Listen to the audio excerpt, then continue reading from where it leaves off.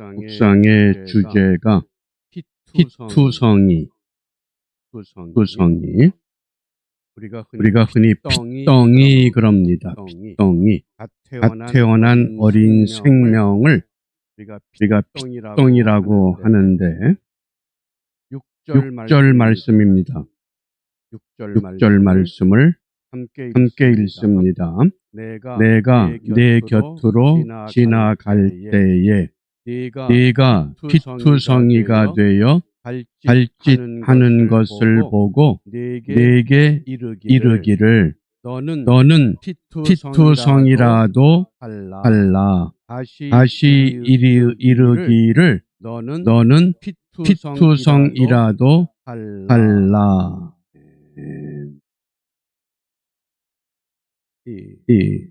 너는 피투성이라도 살라.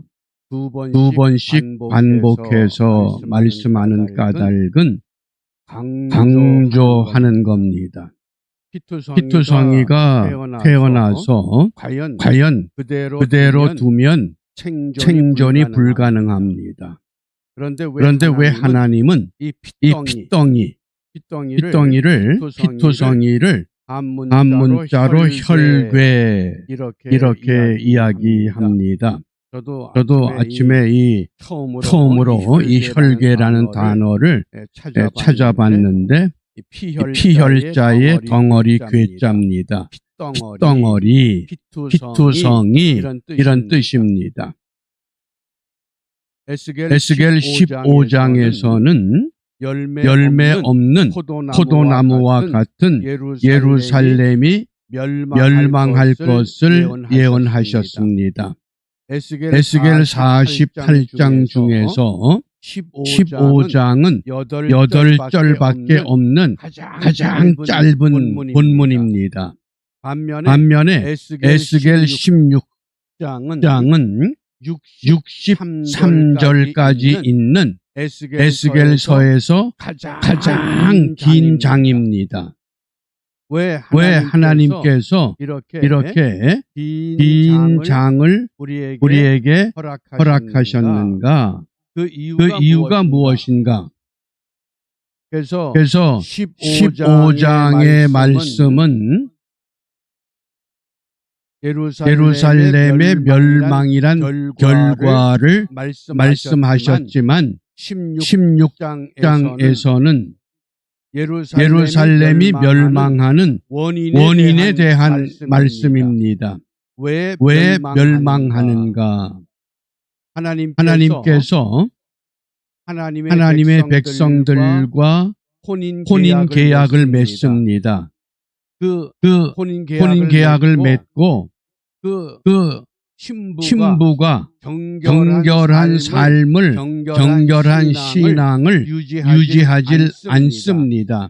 그래서 오늘 본문에 보면 음부다, 간음하는 여자와 같다 이렇게 꾸짖습니다. 그럼에도 불구하고 이 예루살렘 하나님의 백성들을 포기하지 않는 이유가 무엇인가를 우리가 이해해야 됩니다.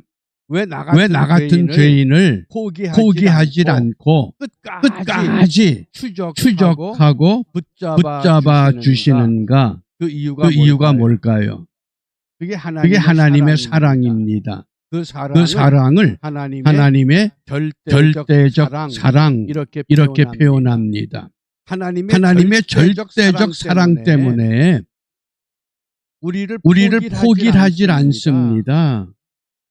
그래서 절대적 사랑은 오직 하나님 한 분. 우리가 그것을 신약에서 아가페라는 단어로 설명을 합니다. 그래서 이 16장에서 멸망의 원인을 이 문단별로 설명을 하지만은 이것보다 더 중요한 핵심적인 요소가 무엇이냐? 2절과 3절입니다. 인자야 예루살렘으로 그 가증한 일을 알게 하여 이르기를 주 여호와께서 예루살렘에 대하여 말씀하시되 그 근본과 난 땅은 가나안이요 내 아비는 아모리 사람이요 내 어미는 헷 사람이라.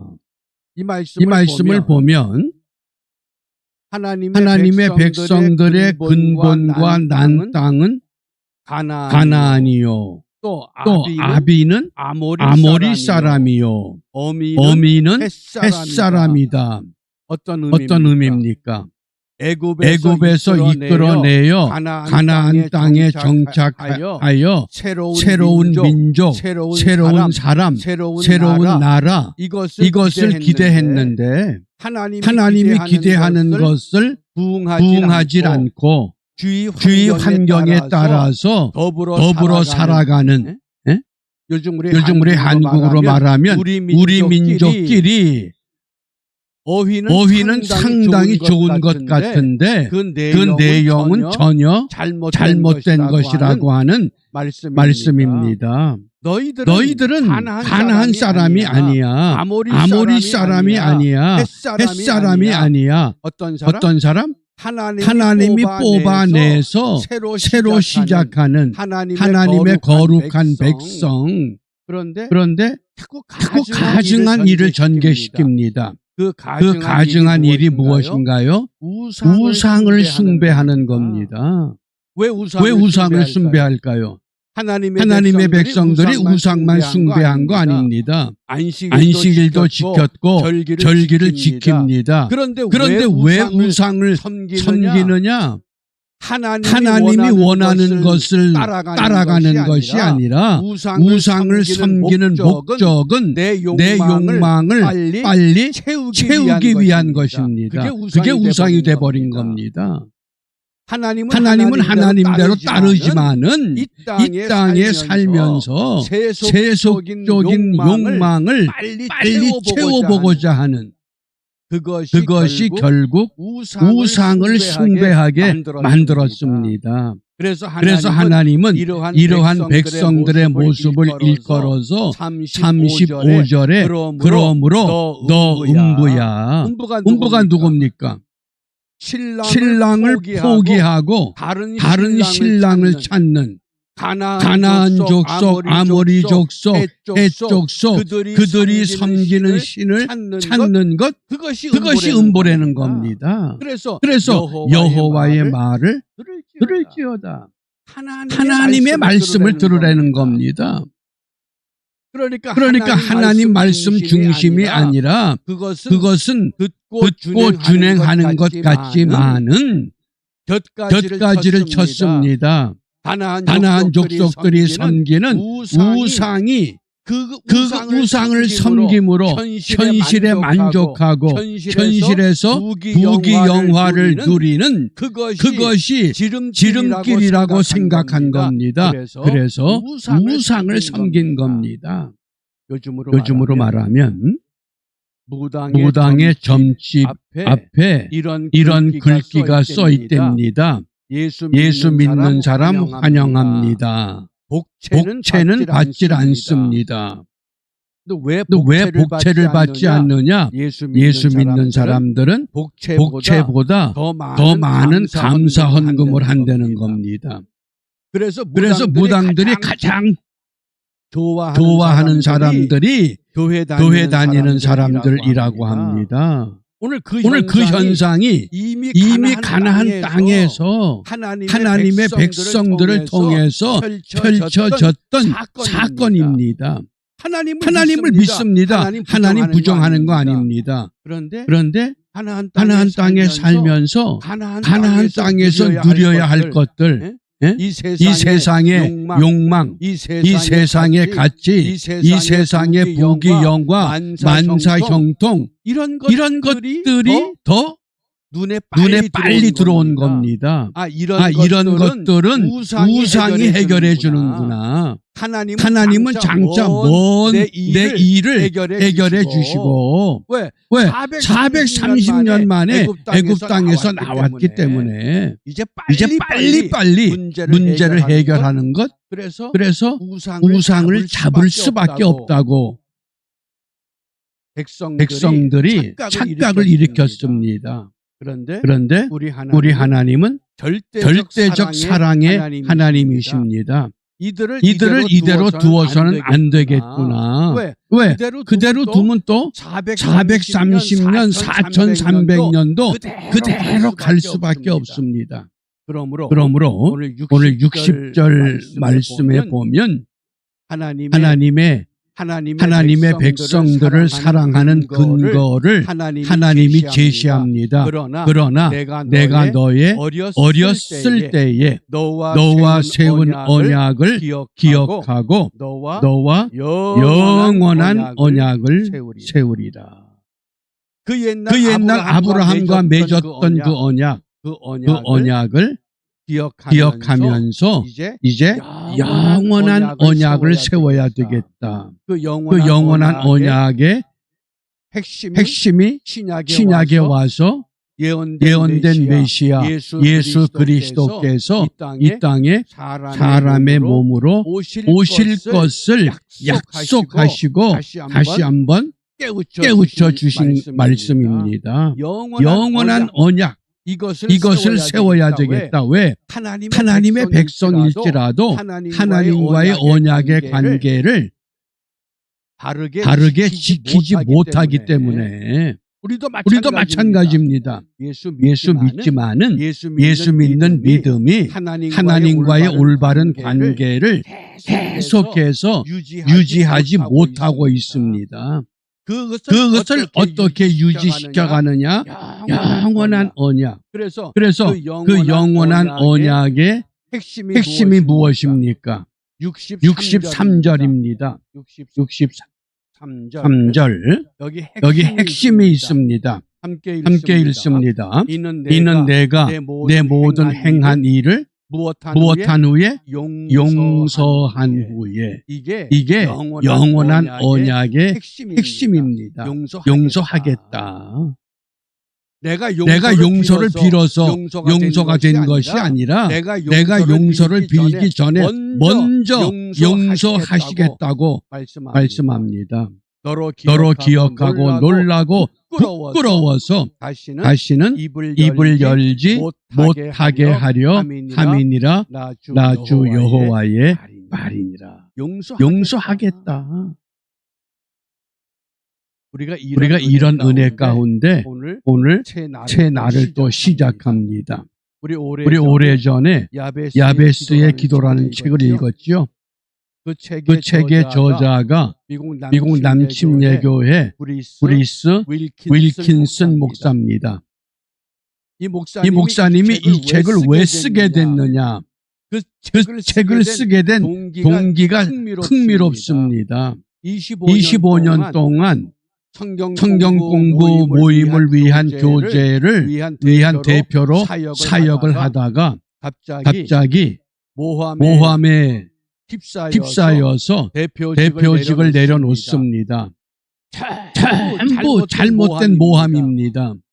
너무 실망해서 이 잘못된 것을 바로 잡기 위해서는 이제 문제를 파악하고 차근차근 이 문제를 해결하기 위해서 기도하는데 갑자기 아프리카로 가라고 하는 하나님의 음성을 듣습니다.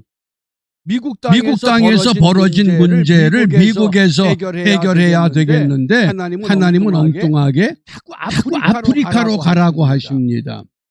참 이상하다. 어떻게 할까? 그래도 하나님의 말씀에 순종하는 것이 바람직한 신앙이라고 하는 것을 확신하고 아프리카로 갔습니다. 남부 아프리카에 갔을 때 당시 그 아프리카에 에이즈라고 하는 병이 창궐해서 수많은 어린 아이들이 죽어갑니다. 하루에 8,000명씩 죽어가는 모습을 보면서 이 윌킨슨 목사님이 그곳에서 하나님께 이런 기도를 시작합니다. 하나님, 이들을 돌보고 이들을 치료하기 위해서는 많은 재정이 필요합니다. 나를 도와줄 사람이 아무도 없습니다. 내가 대표직에서 쫓겨나서 여기까지 왔는데 하나님 어떻게 할까요? 근데 그때 하나님이 영감을 주셨답니다. 그게 야베스 기도라는 책입니다. 그 책이 전 세계적으로 얼마나 많이 팔렸습니까? 그 재정을 가지고 드림 포 아프리카를 위한 하나님의 꿈이라고 하는 재단을 설립하고 그때부터 그 에이즈에 확산돼서 치료받지 못하는 불쌍한 어린 생명들 그들을 돌보기 시작했다고 하는 겁니다. 하나님의 방법은 참 이상합니다. 내가 원하고 내가 계획하는 방법이 아니라 전혀 다른 방법으로 오늘 윌킨슨 목사님을 깨우쳤던 것처럼 에스겔 16장에서도 예루살렘은 15장에서 이미 무너졌습니다. 그 원인이 무엇이냐? 그 원인을 더듬어 가면서 내가 너희들을 용서하겠다. 용서한 후에 먼저 용서한 후에 너로 기억하고 놀라고 부러워서 다시는 입을 열지 못하게 하겠다. 하나님 앞에 잠잠할 수밖에 없는 우리의 초라한 모습인 줄 압니다. 이러한 말씀의 배경을 중심으로 오늘 우리가 무엇을 기도하느냐? 에스겔 18장 30절 하반절에 너희는 돌이켜 회개하고 모든 죄에서 떠날지어다. 그리한즉 죄악이 너희를 패망케 아니하리라. 죄를 회개하고 죄에서 떠나면 죄가 우리를 다스리지 못한다고 하는 약속입니다. 그래서 기도 제목을 이렇게 정했습니다. 비록 이 땅에 살고 있지만 세속적인 욕망을 다스리게 하옵소서. 나도 모르게 내 육체가 내 욕망이 나로 하여금 하나님의 말씀에 거역하게 하는 요소. 그래서 사도 바울은 골로새서에서 땅에 있는 육체의 욕망을 죽이라. 그 육체의 욕망은 음란, 더러운 짓, 정욕, 악한 욕망, 지나친 욕심. 이것이 우상 숭배라 그랬습니다. 지금 세계 정세를 잘 눈여겨보시기 바랍니다. 미국과 중국의 패권 싸움, 또 우크라이나와 러시아의 전쟁 상황, 그 다음에 세 번째가 남한과 북한의 극한 대립입니다. 거기에 남한 땅에서는 여와야, 이제는 여와야가 아니라 우파와 좌파의 이념의 싸움입니다. 이런 혼돈 속에서 예수 그리스도를 믿는 하나님의 백성들이 해야 할 일이 무엇이냐?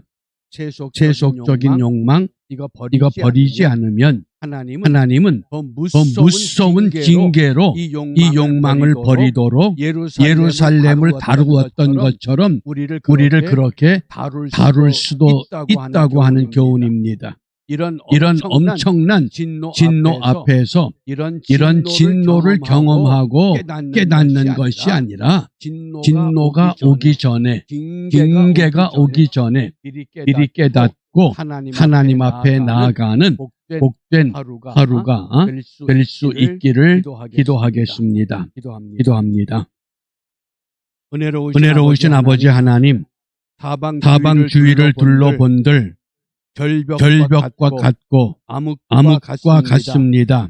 그러나 하나님의 말씀에서 소망의 빛을 보게 하셨사온즉 다시 한번 이 땅의 모든 교회와 성도들이 지난날의 잘못을 돌이켜 회개하고 죄에서 떠남으로 인하여 소망의 빛이 다시 한번 환하게 비추어지는 기쁨과 은혜를 되찾는 복된 하루가 되도록 인도하여 주시옵소서. 예수님 이름으로 기도합니다. 아멘.